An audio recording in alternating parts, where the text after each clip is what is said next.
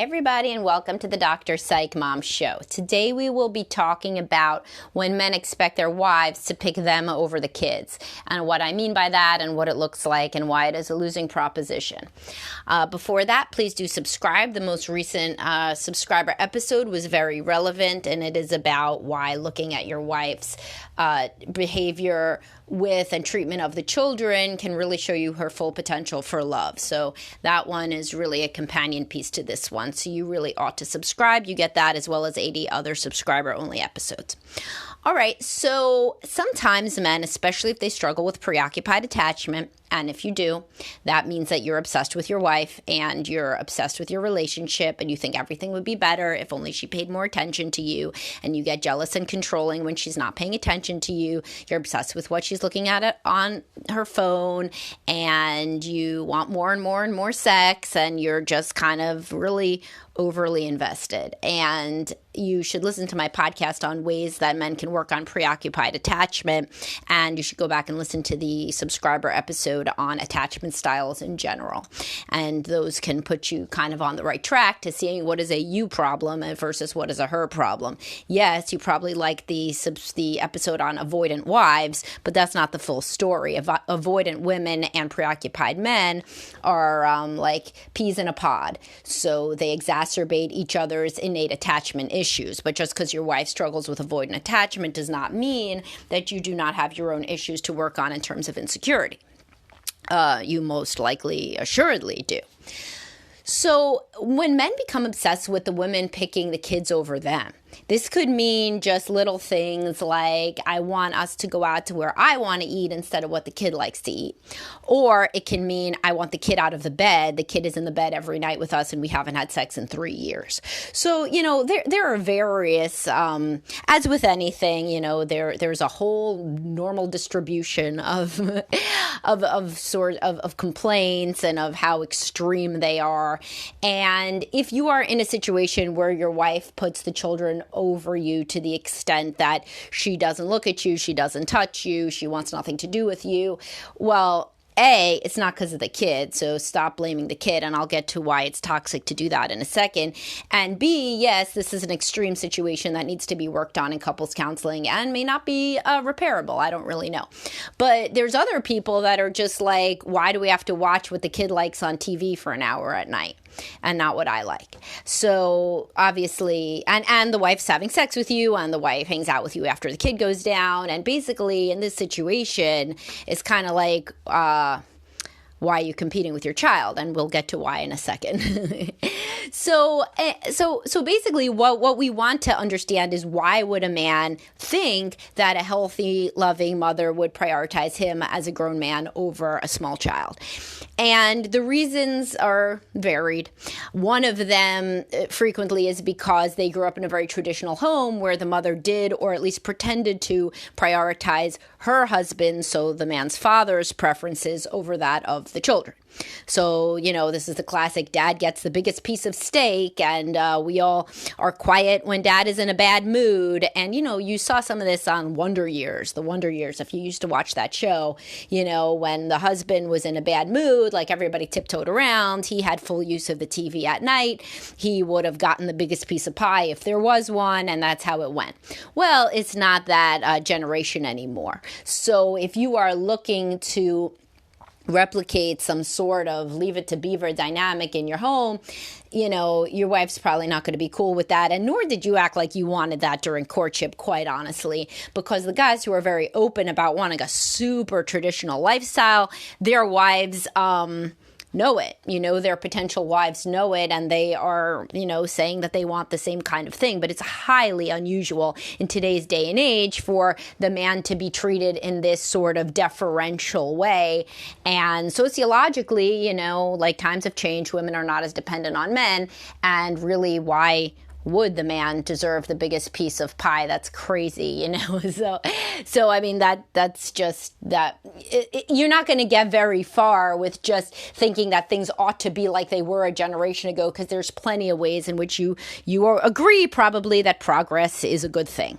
If not, if you are super conservative and you believe that the man should be head of household and everybody should defer and the kids should tiptoe around dad, then this probably isn't the podcast for you, you know, because I don't think those things. But there's another sense. Oh, and if you really are tied to this worldview, of course, therapy can help you decide whether it's really good, and whether you obviously as a child were not impacted positively by seeing your mother kowtow to your father, because look how you think relationships are supposed to go now. So do you want to saddle your children with that same crazy idealized expectation? Probably not. So this would be something useful to explore. Another reason that men think that they should be prioritized over the kids is that they think that they prioritize their wife over the kids and things should be even Steven. Well, as I've discussed, you know, men run into a burning building at a lot higher rates to retrieve their wives than wives run in to retrieve their husbands. I don't know that there would ever be a woman with small or any children that would run back into a burning building to get her husband if her kids were out safe. So because she would think, then we're going to leave them without two parents. And the man maybe should think the same thing, but he doesn't and would probably run back in for the wife. So I don't know why this is, except for my usual reason, which is evolutionarily men are bigger and stronger and protectors, and women are more tied to the children. They can only have a few children. You can only have a few children relatively in your life as a woman. So you got a lot more at stake than a man who could theoretically have 100 children, because he could go sleep with 100 women. I know that's not your life. Sorry to depress you. But yeah, like you could, though. I mean, in theory, impregnate 100 women, and a woman cannot have 100 babies. So women evolutionarily have greater, you know, importance tied to each child that is a part of the only genetic legacy that she can have. It's finite. You need like 9+ months to gestate. So you really can, and it's only during a certain window. And so women have fewer options. And so they're more genetically tied to each individual, you know, genetic legacy maker, which is your children. So when men get really tied into needing to be better than the kids or prioritized over the kids, the woman usually does not take that well, because she thinks, what a big fucking baby. And to some extent, if it's taken to an extreme, she's right.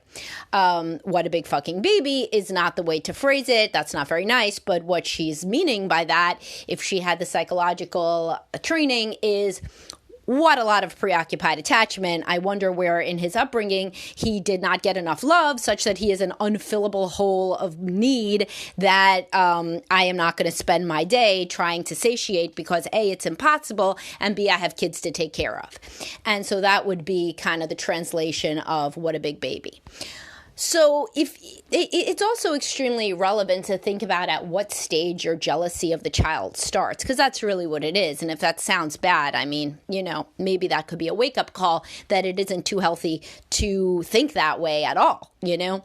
But if it starts when the child is a baby, well, this is understandable in a sense, because the wife didn't have a focus before you, and now all of a sudden there's a very cute baby stealing the show, and she would be very unusual and not normative if she did not focus on her own baby, as every animal mother does, you know, really focus on the baby.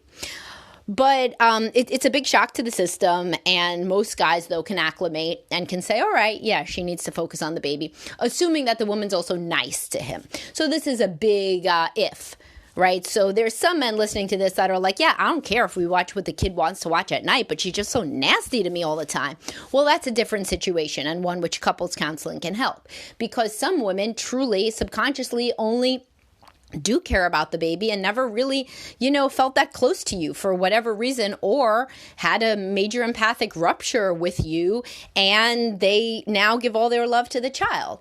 I mean, there's all sorts of situations here, but the more usual one is that men have a shock to the system when the baby is born. The woman's attention goes to the baby, fine. It's normal to be jealous a little bit, but then they can regroup, and at like 6 weeks or so, a woman is literally cleared to have sex again, they can reconnect in that way, they can reconnect in other ways. And as the child gets older, then the woman increasingly, it's the emotional umbilical cord lengthens and she has less focus on the child and can open herself up more to being a wife. The problem comes in two situations: when the man cannot allow that to naturally happen and he's trying to hasten it and going on couples vacations, like when the baby's like 7 weeks old or something. No, don't do that. Like, that is not normative for her to want to go reconnect with you when she has like a tiny little nursing baby. By the way, nursing puts basically the body into menopause temporarily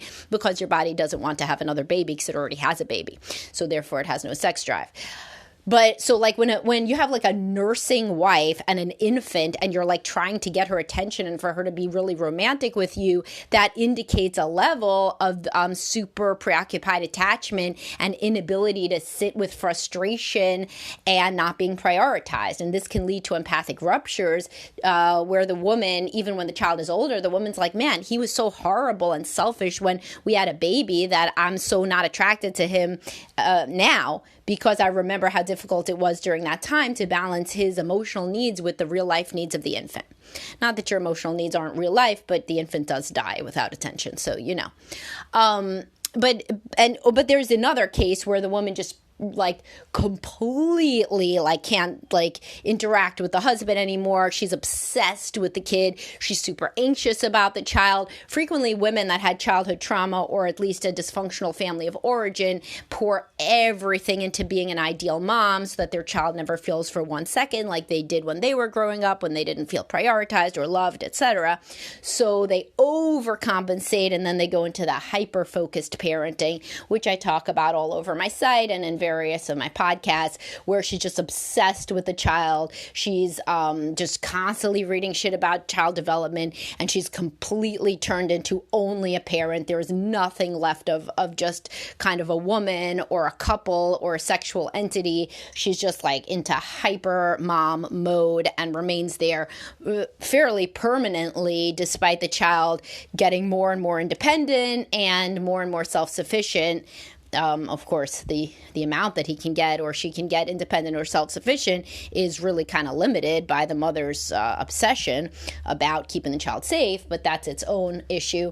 But anyway, the mother has just totally repudiated her identity as a romantic entity, and now she's solely a mother. When this happens, this also makes the man feel like there's no hope, and he's trying to kind of basically go on a date with a woman that doesn't even ever want to be apart from the child ever. And this is a bad situation too.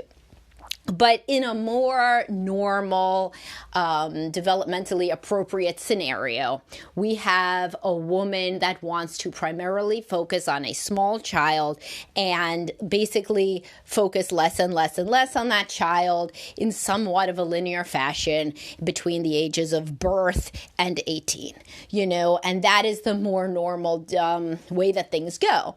And as the child gets older and older, as he stops nursing, starts sleeping through the night or bottle feeding or whatever he's doing, and then goes to kindergarten and then goes to middle school, all these things, the mother reclaims more and more and more of her independent identity. So that is usual, and the man has to expect that this is going to be usual. If you think that the woman is going to prioritize you over the kids, and I cannot stress this enough, you're crazy. Crazy in the most, loving, chiding way, not an insult, but it's not healthy for a woman to prioritize her husband over the kids. It's not healthy. It's not normal. It's not appropriate for a woman to completely prioritize the husband's needs over the kids. Now, they can do it in a separate compartment, like sex, for example. Now, that's something that you can't be doing with your kids. That's only with your husband. So, yes, that's its own bucket. And she could definitely say, yes, my husband still wants us to have a sexual relationship. I understand that. I want that too. And so I'm going to try to make that happen, even though I also believe in co-sleeping until the child is 1 year. So I guess we'll have to do it outside of the family bed or whatever the hell she says, right? So it is normal and good for the woman to be able to make some sort of compromises sacrifices so that the man still feels valued, right? Because that's love. Love involves sacrifice for the other person. That should not completely go away because there's a child. But in the situation that you want to go on like a couple's vacation and it in any way conflicts with something like the child's, little performance or their first anything or even picture day, is totally normal for the mom not to want to do that. I mean, again, this is her genetic legacy. She is wired to want to prioritize the child. This is how babies who are extremely not self-sufficient and die very easily, this is how they live because their mother's obsessed with them. And that's totally normal. And the feeling of having a new baby is an in-love dopamine rush, particularly for the mother. And so, yes, she's in love with the baby more than she's in love with you. And that's totally normal. If she stays in love with your, 16-year-old son more than she's in love with you, that's a problem. But if it's a month-old baby, she's supposed to be more in love with that baby than she ever was with anything. And in fact, when women don't feel this way, it's frequently because of postpartum depression. So something's like going wrong with the organism, like that's a pathological thing, is to not feel that in love with the baby. Not pathological, like pejorative, like bad. It just indicates an issue. It indicates that bonding didn't happen. I've worked with a lot of women who haven't bonded with their babies. It's some of my most fulfilling work. And it's almost always because of either undiagnosed postpartum depression, anxiety, or what have you, or because they have had unresolved trauma in their own childhoods, or frequently also there could be a trauma during the pregnancy, such as discovering your husband was, doing illegal shit, and now he may go to jail or something. And so you are like in a total fight or flight mode. And then when your baby's born, you're in a trauma mode and you can't bond with your baby, or, something of that nature. So, or like infidelity, or somebody gets really sick or whatever. So there has to do something to disrupt the normal trajectory of development for a woman not to bond with her baby. Although plenty of women don't because of those things, and therapy can really help with that, by the way. But anyway, so you want your wife to bond with her baby, is my point, with your baby. You want your wife to prioritize the kids. If she is always picking what you want to watch on TV over what they want to watch on TV, that would be very unusual. And it honestly might not even be a good sign, because it might be just that she's a total people pleaser, and she one day in 10 years is going to be like, I cannot believe that I didn't let the kids watch their little whatever the hell episode on TV because you were such a dick and always had to watch the game. Like, I hear these things come out later as empathic ruptures. So my point is this: let your wife prioritize the children as long as you have some sort of romantic relationship that is fulfilling, and be supportive of her prioritizing the kids, because it's totally normal and healthy. What is not totally normal and healthy is if you want her to prioritize you fully over them, or if she just cannot stand you anymore. Neither of those is healthy. So in the first case, where you're obsessed with her prioritizing you in the same way as she did before the children were on the scene, you need to work on preoccupied attachment with your own therapist. In the situation where she just literally can't stand you at all, and she barely seems to notice if you're even eating dinner or if you're even in the house or anything, because she's so obsessed with a child that is no longer an infant, then that would also be a reason to get into couples counseling, because that is also not normative. And if the marriage dissolves, then the children are not going to be in as good a position anyway. And that can frequently be the motivator to get your wife into couples, is to say, well, it is not going to be good for the children if we get divorced. And that could be a real wake-up call for a woman who has, due to her own issues of whatever sort, poured herself so wholly into her identity as a mother that she does not anymore have an identity as anything else. All right. Well, hopefully this was useful to you guys. And if it spoke to you, you can always also reach out to me for therapy, or to any of my therapists at Best Life Behavioral Health if any of these issues ever speak to you to the point that you want to start working on them. And I will talk to y'all soon. Bye, guys.